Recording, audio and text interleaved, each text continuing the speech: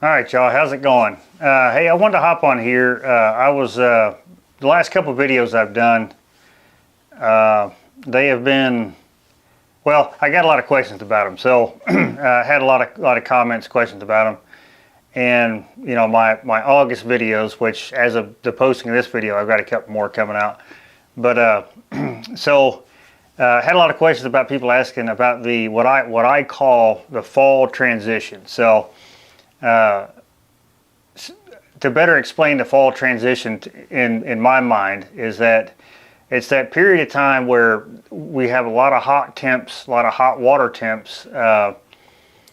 Typically wind from the south. We have just consistent weather that's like that all the time, or it has been for, we'll just say, a few months prior.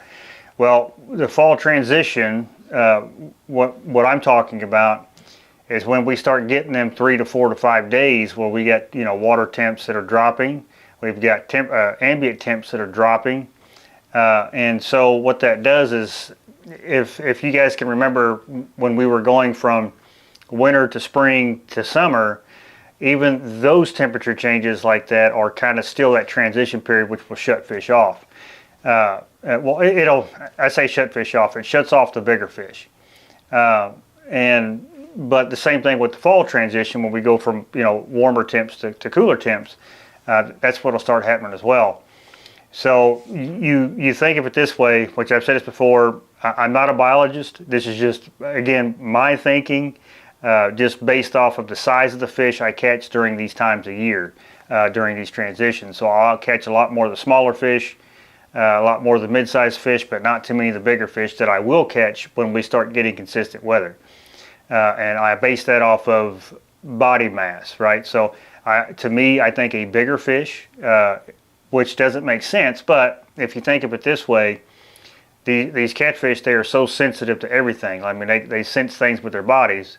And so in my mind, a bigger fish will sense more of something than, say, a 5 to 6 pound fish. So that's why I think that during these times of the year where things are changing, that it shuts the bigger fish off, but yet you can still go catch a pile of them 5 to 10 pounders.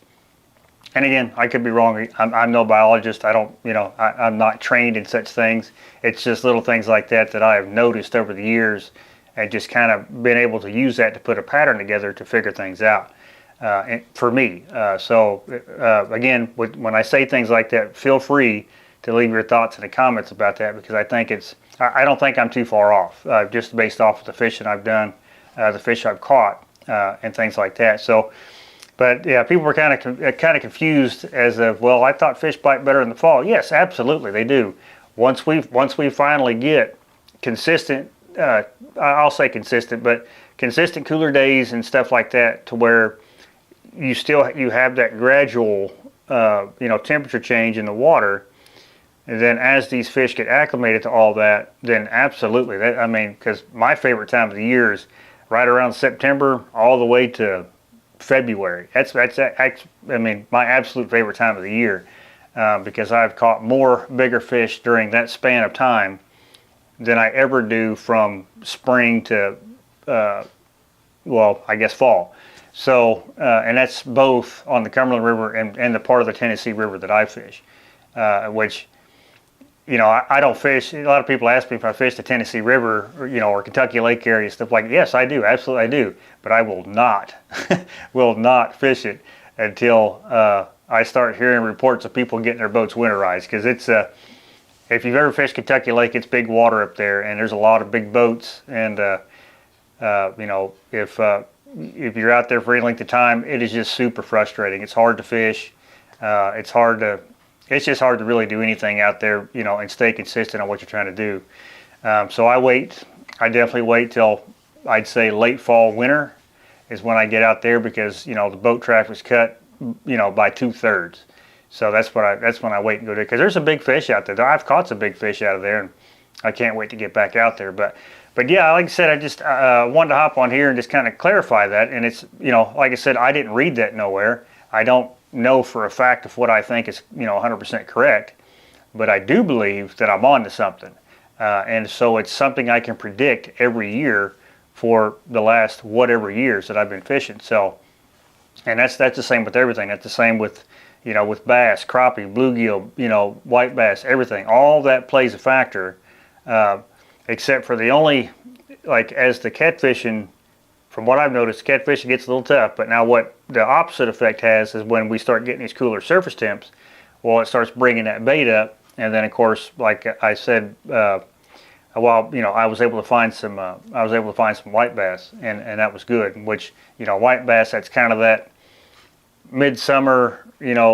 on into, I'll say, early fall bait that I like using, because until I can start getting skipjack on the river, so I could go to the dams, I could go to places like that and catch skipjack right now, because they're not thick in there, but you can catch some. But I kind of let the river tell me what bait I need to be using. So, and that could be that could be hurting me some days, but I do think it helps me a lot of days.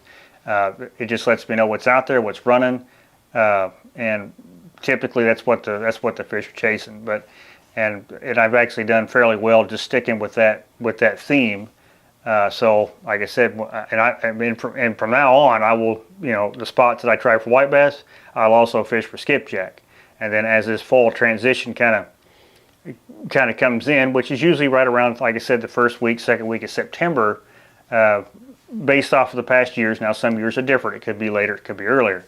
But that's usually when we'll start getting a lot more days of cooler temps, and things will start to even out, and these fish will, they'll be a little bit more rambunctious, as I've said, and they'll bite the bait better. So also in the videos I go over, how they're short striking, and that's just one of the byproducts of the fall transition, is that you've got after the post spawn, right? So they're out. I mean, they are just feeding heavily, which is evident because of the fish that I've caught. I caught quite a few fish during post spawn, but they were just, a lot of them were skinny, a lot of them weren't filled out, a lot of them were, but they're just eating. I mean, just eating. Like there was days I caught several fish, over half of them didn't make it to the video, because then I'd have like a 3-hour video. So, but a lot of them were that 8 to 10 to 15 to, right at 20 pounds, just several.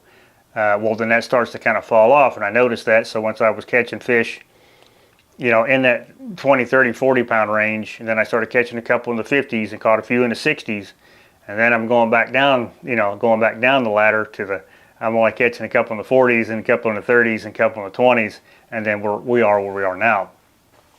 So you get that big, huge influx of feeding fish right after the spawn, typical. It doesn't take a rocket scientist to figure that out. But then you get into that, then that'll carry on into, we start getting into what I keep calling the fall transition. And so them bigger fish, they kind of like, they're not comfortable. They're going to get to a place where they're comfortable.